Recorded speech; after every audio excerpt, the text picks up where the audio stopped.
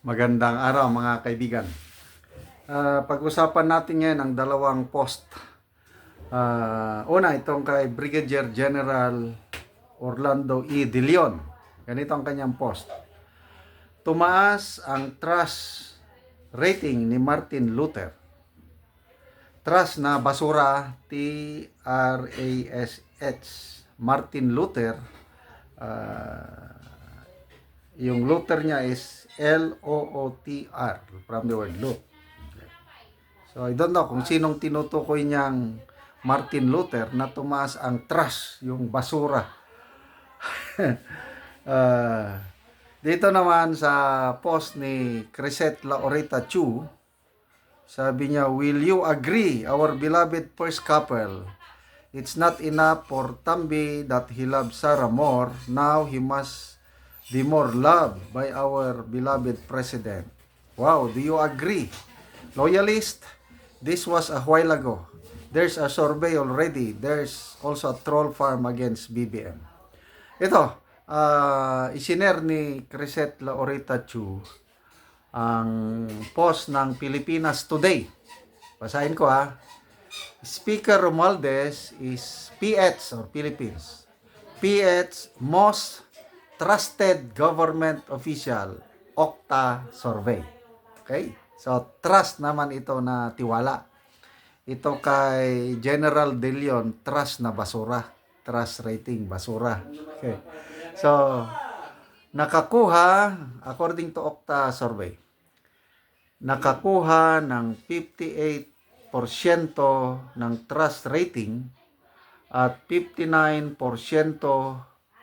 na performance satisfaction rating si House Speaker Martin Romualdez base sa resulta ng tugon ng masa survey na isinagawa ng Okta Research noong November 10 to 16, 2024.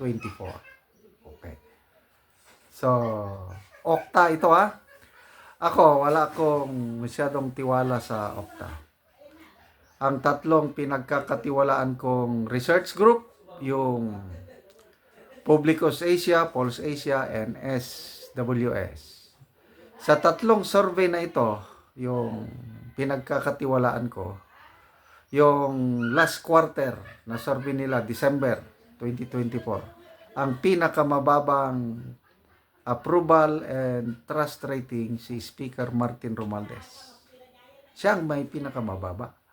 So, ano itong sinasabi ng Pilipinas Today na si Speaker Martin Romualdez ang most trusted government official? Okay. So, tingnan natin ang people who reacted. 19,000 people who reacted sa post ng Pilipinas Today. Out of 20,000 ang nag-react, 19,000 ang tumatawa. Ibig sabihin, hindi pinapaniwalaan itong post ng Pilipinas Today or ang survey ng Okta Research Group. 480 lang ang nag-like. So, lokohin nyo ang inyong mga lelang. Ano? Hindi na tayo ipinanganak kahapon pa. So, magbasa tayo sa mga comments. Ano? Okay, comment. Sabi ni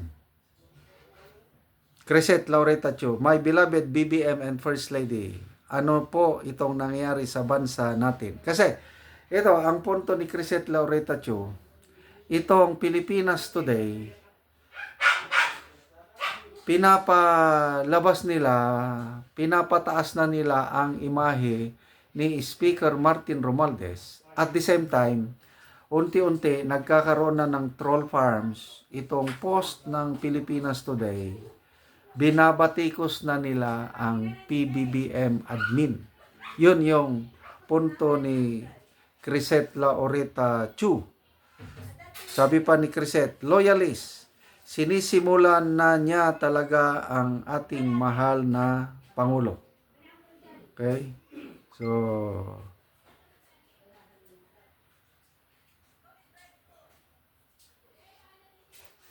okay, si Ken Del Rosario, sabi niya tungkol sa Okta Research, bayad pa more sa mga surveys para bumango ang King of Blank. Hindi ko na lang basahin. Rachel Ferolino Tagab, ha ha ha, in his dream with the Quadcom and Rebels.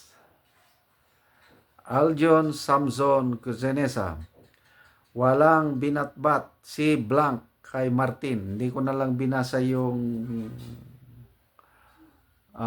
tao na yun dahil masama yung ano. Maria Adela Tuazon, yung mga balita sa Pinas nagiging joke na lang, Diyos ko. Eleren Ganata, sandali kayo, nagbigay sa akin ng ice cream. Ang aking pamangkin. Ano daw? Okta, magkano? So, ito na yung perception. Perception lang ito ng taong bayan. Sandali ha. Yung mga survey na yan, pwedeng mind conditioning. Kaya lang, sabi ko nga, nung una siguro, nung wala pa yung social media, pwede. Ma-mind condition nila. Kasi, ang source lang ng balita noon, mainstream media lang. ABS-CBN lang. GMA ba o ano. Ngayon, ang dami ng social media. Hindi nyo na pwedeng lokohin ang taong bayan. Anyway, punta tayo doon sa yung post ni General De Leon, yung trust rating.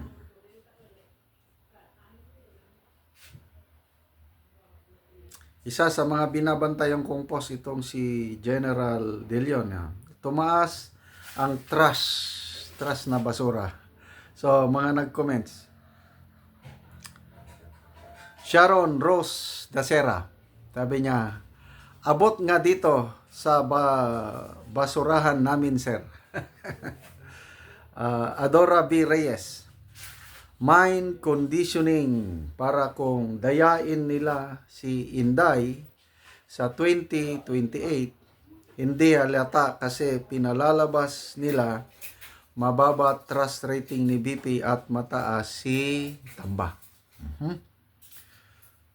Carmencita Cervantes, when you see that in order to produce, you need to obtain permission from men. Medyo panito. Hitosis, parang kilala ko ito. Tama ka dyan, Mista. Ayan, PMA ito si Hitosis. Tama ka dyan, Mista, kasi lately, nabalitaan ko, nagkaroon ng matinding trash talk between Martin Luther King and Sandra Bullock. Sino kay Sandra Bullock? Na kamukha ni Charis sa House of Crooks. Marami silang crooks now engaged in trash talking during committee hearings, especially when the guest or resource speaker appears like nobody. Catherine Corona Berandia, BP Sara, my 2028 president. They can never condition my mind into thinking the other Filipinos prepare them. Okay. Yan din ang napapansin ko.